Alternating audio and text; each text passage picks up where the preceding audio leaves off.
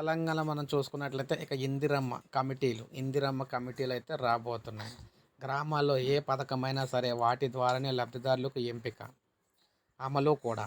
Chevella Congress party జన జాతర సభలో సీఎం రేవంత్ రెడ్డి ప్రకటన. గ్రామాల్లో 5గురితో ఏర్పాటు. మేం ఉద్యోగాలు ఇస్తుంటే ఓర్వలేక శాపనార్థాలు.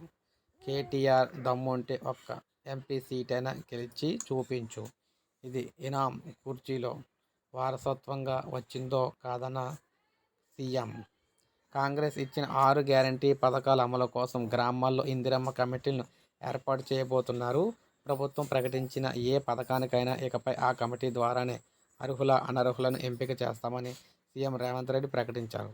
వివిధ సామాజిక వర్గాలకు చెందిన 5గురు సభ్యులతో ఈ కమిటీని ఏర్పాటు చేస్తామని, వాటి ద్వారానే పథకాలను అందజేయనున్నామని వెల్లడించారు.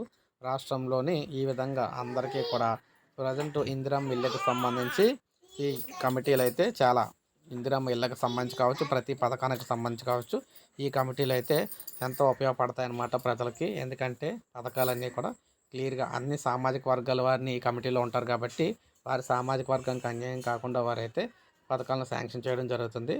సో ఒక లైక్ చేయండి, సబ్స్క్రైబ్ చేసుకోకపోతే మన ఛానల్ సబ్స్క్రైబ్